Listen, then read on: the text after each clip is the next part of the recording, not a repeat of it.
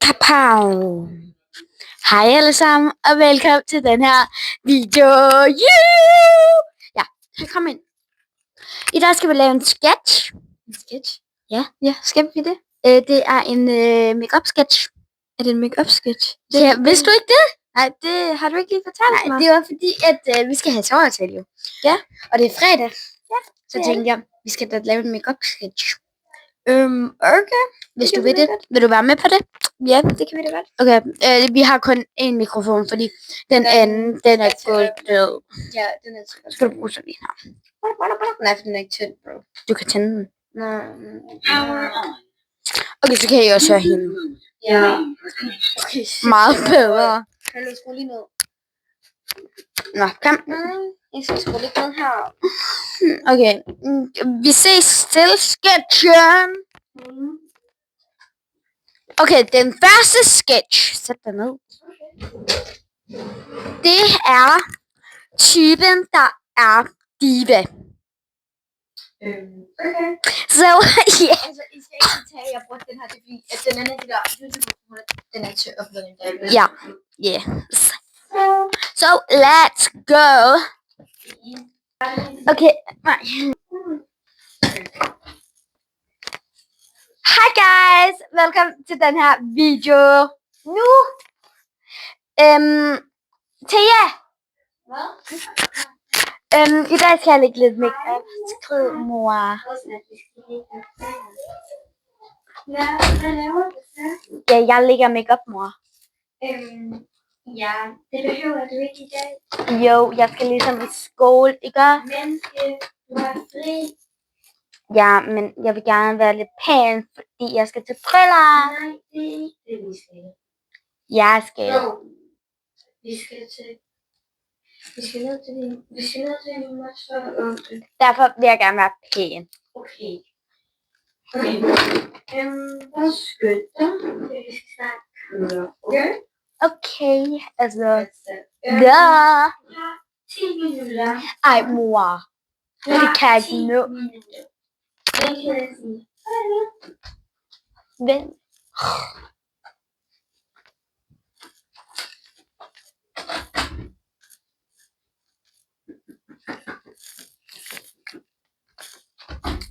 Jeg gider seriøst ikke til min onkel og moster, altså. Jeg ved, fuck det nu der. Kom ind. Okay. Vi skal... What's up? Ej, mor. Jeg har kun lagt foundation. Ja. Men vi skal gå nu. Jeg har lavet mig at være der præcis. Ej, men jeg kommer lidt senere så. Nej, vi kører nu. Ej, men mor, jeg skal ikke have nogen kant. Mor, nej. Men det er lige meget. Det er lige overstået. Altså, kom nu. Det Mor. er tid til at gå. Fint. Okay, det var bare nummer 1. Så nu skal vi lave nummer 2, og det er altså hende, der er datteren, der lægger makeup. Og I skal stadig ikke have sådan stor makeup. Det er stadig fordi, at Ja, den er til opladning. altså når det er, at hun er sådan den, der ligger det, så får hun denne her lille, så får jeg den der. Ja. Så vi ses i Yes. Nummer 2. Okay, by the way, den anden sketch. Ja, det er en anden slags. Det er en, der generet-agtig. Ja. Så altså, det er hende, der skal sådan lige her. Jeg er også meget generet, når det er en dreng. Men kan I høre mig hernede? Så prøv at tage hej. Lidt. Det er meget utydeligt for men her. Nu skal du gå rundt med den et eller andet sted. Jeg kan gøre sådan her. Sådan der rigtigt. Ja, men kan du så... Du skal have den længere op. Du skal have den længere op. Ja, sådan der. Nej, jeg kan tage den. Ja. Okay, så vi har fundet ud af, hvad vi gør. Så lad os bare komme i gang med sketch 2. Ja. Okay, hi guys. I dag der skal vi lave en YouTube-video, og jeg kedede mig bare lidt, så sådan... Ja, lad os bare komme i gang. Så første... Hej mor. Vi skal hjem til mormor. Ja, og Nu skal køre om 20 minutter. Okay. Du må gerne gå nu. Hvorfor? Fordi jeg filmer YouTube. Okay. Men jeg kommer ind, når det er, vi skal køre, okay? Ja, det gør du bare. Ja, hej. Ja, hej. Upsi. Det må I meget undskylde. Men vi starter selvfølgelig med foundation. Den her. Kom ind. Kom igen. Ja. Ej, mor, kan jeg ikke lige lægge min makeup her? Har du ikke lægget din makeup? Nej, bro, du kom ind sådan 2 sekunder efter. Ja, men vi skal køre nu. Ja, jeg kommer. Mamma og far, ikke? Ja, jeg kommer. Vi skal til begravelse. Ja, jeg kommer. Så du skal have sort tøj på. Jeg kommer. Nå, men ja, vi skal køre nu. Ja, bare gå, jeg kommer. Ja, skal jeg lige hjælpe dig med at... Mor, jeg ved godt, hvad jeg laver. Gå nu bare.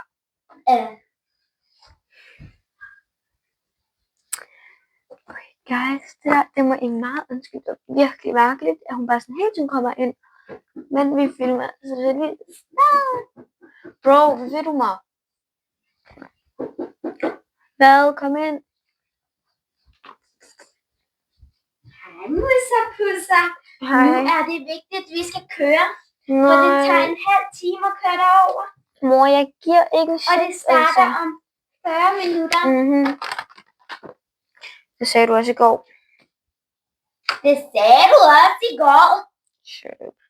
Nå, kom. Ja, jeg kommer, mor. Nu. Mor, jeg kommer. Bare gå. Jeg lave træning. Nej. Mor, bare gå i bilen. Jeg skal nok komme. Okay, nu. Ja, jeg kommer. Bro, guys, jeg ved synes ikke, hvad der sker, for han kommer hele tiden. Og pludselig jeg gider heller ikke, for jeg kender ikke så mange af folkene. Så sådan, men I guess, vi er tvunget til... Hvad sker der? Hvad nu, mor? Jeg hørte lige, at du sagde, at du ikke kendte nogen. Det gør jeg ikke. Din bedste kommer med. Nej, hun gør ikke. Jo. Hun er også genert for folk, hun ikke kender. Alligevel. Prøv at se, hun har inviteret dig også. Ja. Så coming nu. Mor, bare sæt dig i bilen, okay? Jeg skal nok komme. Jeg filmer lige til YouTube. Ja, men nu må du komme med. Nej, mor, gå nu ud i bilen. Du går jo ikke ud i bilen. Bare gå ud i bilen. Jeg skal ikke komme. Og skal komme med nu. Ja, mor, jeg kommer. Bare gå, altså. You're embarrassing me in front of my camera. Så tager vi den her blush for H&M. Nu skal du ikke lægge for meget makeup. Jo, jeg skal nok. Jeg skal lægge alt det, jeg vil. Okay, undskyld, den lige stoppede. Men nu skal vi lægge det sidste makeup, og så skal vi gå. Fordi at min mor tvinger mig tydeligvis til at gå. Så det må vi bare leve med. Sådan. Og den der i shade. Hvorfor står det ikke? Kom nu. Nå ja, jeg skal gå, guys, ellers så bliver min mor endnu mere sur, så ja. Bye! Okay, så vi skal videre til sketch 3, og hvad er det? Kan du lige fortælle det? Ja, det er pigen, der lægger makeup i bilen. Okay, så det bliver meget spændende, og det bliver selvfølgelig hende, som kommer til at... Ja, som jeg også får den her. Ja, og jeg skal selvfølgelig køre bilen. Ja, så vi begge kommer til at sidde i kameraet. Ja. Det er bare mig, der kommer til at snakke. Ja. Så ja, vi ses i sketch 3. Okay, guys, den her har fået strøm, så nu får hun den. Ja. I stedet for den her, der larmer.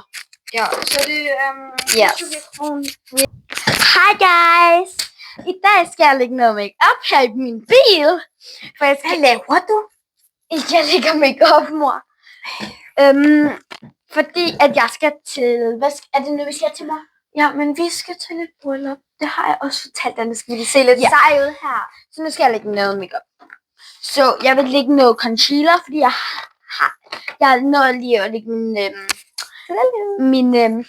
hvad hedder det nu? Hvad hedder det nu? Foundation. Ja, foundation derhjemme. Det var det eneste, jeg nåede. Så skal jeg slukke den der. Nej, det er der snart. Jeg lægger bare lige make-up, mens jeg filmer. Så nu vil jeg lige lægge noget concealer. Og så kan du falde frem. Hvad? Mor! Hvad? Hvad stopper du så hårdt? Ja, kan du se den der bil, den ikke gider at køre? Ja. Ja, sorry. For baggrundslarm, det er bare min mor, der er lidt sådan dårlig til at køre i bil. Eller, hun siger, at det er den foran os. Ja, hun er Hør nu. Ja, hun er lidt... Min mor har krøller, og min far har overskæg. Og den kender min mor ikke så. Så min mor har krøller. Vi er der snart. Min far har overskæg. Hallo, menneske. Hvad? Ja. Vi er der snart lægge din make-up, ikke? Nej, mor. Nu skal jeg lægge lidt highlighter. Hej, guys. Nu vil jeg beklage indtil... Så nu ligger jeg den her. Indtil Isadora, og den har været sygt dyr. Ja, Sagde du ikke, at vi skal til bryllup? Jeg sagde begravelsen. Okay. Og hun er sådan virkelig forholdshallig med. Jeg har selvfølgelig lært hende lidt, men hun forstod ikke rigtig noget af det, fordi jeg var på spædre. Altså, ej mor, tag dig sammen. Se, sådan her man laver man krøller. Min mor har krøller, min far har overskæg. Ikke den igen, den siger du hele tiden. Jeg ved godt, jeg har krøller. Jeg er bare bedre. Og guys, vi er nødt til at gøre nu, fordi at vi skal til begravelse. Ja, mor, jeg gider ikke engang at se hende blive begravet så. Det er din oldemor. How could you? Ja, jeg ved godt, det er min oldemor, mor. Men, ej, det er lidt underligt. Jeg ved godt, det er min oldemor, mor. Hvis du ikke stopper nu, så tager jeg den her skærerøre rundt i dit hoved, så sådan. Jamen, så siger du bare til dem, der er derinde. Jamen, det er fordi, det er jo en sort, ikke? Så. Mor, må jeg ikke lige lægge det sidste? Hvad er det sidste? Hvad? Det er blush. Fint, så læg dig, imens jeg kigger. Hej, dreng, jeg er single. Eller, mor. Mor, slap af. Altså, det er min kæreste, der har abonneret. Altså, det er sygt underligt, at min mor bare siger Slay Queen. Og sådan en kæreste, han på. Hun har alligevel Tinder. Har det? Ja, har du så lavet det for mig? Ja, altså, jeg ville jo gerne have, at jeg fik en far.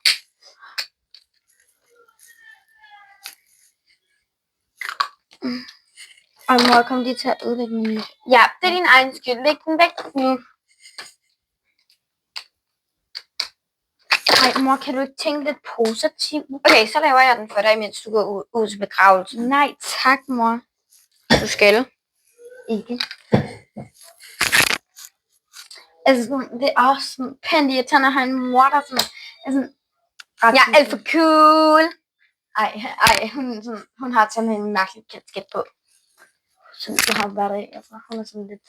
Min mor har krøller, min far har overskæg. Jeg ved godt, hvad det betyder. Det betyder, at jeg er bims. Nej. Det betyder faktisk, du så. Så nu har vi lige lavet hendes blush, fordi hun var så dum, hun kan finde ud af det. Så nu tager vi den her cap af, fordi så kan drengen se mit naturlige smukke ansigt. Og det her det er selvfølgelig et skrændehul. Så see you later. Ja, det er min fars gamle, fordi inden vi slog op, jeg ville jo gerne have et minde af ham, fordi de slog op, når det var, de sådan var, hvad? Ældre end dig. Når det var, at det sådan, de var sådan, når jeg var 3 år, så ville det. Ja, jeg tænker, du har lagt mærke. Ja, vi bliver nødt til at gå, vi skal til begravelsen nu, vi ses. Okay. Det var sketch 3, tror jeg. Ja, 3. Ja. Og det sidste sketch. Det er 4. sketch og sidste sketch. Ja. Så og den sidste sketch, det er hvor det er der er en pige som Thea. Der er pigen, og så er jeg moren, og så sidder jeg bare inde på hendes værelse. Og hun ved det jo sådan bare sådan eller sådan jeg er usynlig og sådan. Ja. Jeg har sådan et tæppe på. Sorry, jeg er så langt op i kameraet. Sådan, jeg er sådan, har et tæppe på med huller op i øjnene. Og så er det så, at hun ikke kan se mig, fordi at, og så er det så, hun sådan bare sidder og snakker. Og så lige pludselig ser hun noget i sit kamera, og sådan, Og så er det, at moren snakker ikke. Men jeg har stadig lige den her på, hvis det er, jeg kommer til at snakke. Ja. Sorry guys, men min far kom lige ind, fordi at vi skal være lidt stille. Ja. Fordi at min lille søster, hun skal sove. Ja. Så lad os bare ikke gøre med sketchen. Yes. Pizza. Okay, hi guys. I dag, der skal vi lægge min make-up, fordi why not? Og jeg ved ikke helt, om jeg skal tage den her Bumming Queen. Så ja, jeg finder lige ud af det. Sorry for det. Og så heldigvis, at min mor ikke har enden. Så det, jeg vil sige, var, enten skal jeg bruge den her Bumming Queen, eller den her. Og jeg ved det ikke helt, jeg tror, jeg vil kigge ned i dem, så hvad der er i, for jeg kan ikke huske, hvad jeg har lagt i. Den her. Den tror jeg ikke, jeg skal bruge lige nu. Og jeg har kun 15% tilbage. Så ja, jeg finder lige ud af det. Okay, så jeg har fundet ud af, at jeg bare vælger den her, og så skal jeg bruge den her. Og den her, den kan jeg ikke bruge mere, fordi den er sådan lidt klumpet. Så jeg bare lidt ned i. Så lad os bare lige starte med at tage noget op. Jeg ved, om jeg egentlig har mere. Okay, det har jeg. Så tager vi min golden drops. Så. Den er lidt skidt. Og så tager vi bare meget lidt fine farver ret meget.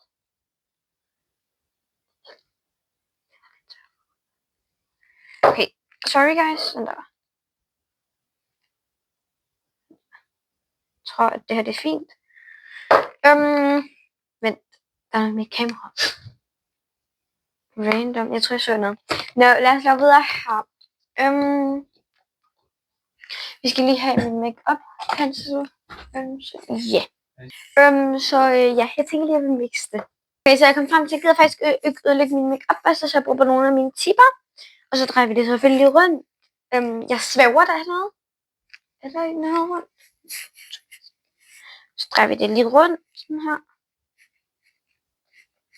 Så det der. Så det vender jeg lige tilbage. Så jeg tager bare lige det der på neglen af på mig, selvfølgelig. Og den her video bliver ikke så lang, fordi jeg skal snart køre. Jeg skal et sted hen. Fordi jeg er så dygtig i min skole, at min mor sagde, at jeg gerne vil have en præmie. Og så vil jeg ikke gerne vil hen, og jeg vil selvfølgelig gerne i Sephora. Så nu skal jeg ikke skrive, at jeg er Sephora Kid. Hvad er det? Ja, I don't care. Og nu tager vi det så bare lige af. Så der vender jeg tilbage. Så nu tager vi det lige hurtigt af, fordi at den er sådan stadig lidt beskidt. Ej, altså jeg sværger, der er noget i mit kamera. Det til. Mor, hvad laver du? Jeg vil gerne se hele din rutine. Hvorfor? Jeg er ikke engang færdig med min rutine. Nej, vi skal altså køre nu. Sephora lukker sådan om en halv time. Okay. Nå, jeg har... Det tager 20 minutter på det her. Ja. Guys, ses. Jeg kan ikke nå at lave hele min make-up rutine, men ja. Vi ses. Okay, så det var egentlig... Guys. Ja, der kommer 4, men det var fordi videoen var sådan 18 minutter lang. Ja. Så... Men det var egentlig slutningen, og sådan, sorry hvis den blev lidt dårlig, fordi vi sådan talte til hinanden, mens den filmede. Men det er fordi, jeg havde ikke helt gennemtænkt det ordentligt, så det må jeg meget undskylde. Det er første gang, vi laver en sketch. Så det må jeg meget undskylde. Har du noget at sige? Ja, jeg vil bare sige tusind tak for at se den her video, og husk at like og subscribe til hende. Ja. Hun har nemlig også en kanal. Og mit navn, det er... Jeg finder den lige. Tag lige til kameraet. Ja. Jeg vil bare lige sige, husk at like og subscribe til os begge. Vi skal nok skrive hendes navn ned i Okay, så jeg hedder det der. Og jeg ved ikke, om I kan se det. Jeg hedder Thea Majstrup. Jeg hedder Thea Majstrup 6862. Yes. Og vi skal nok... Og jeg laver mini shorts.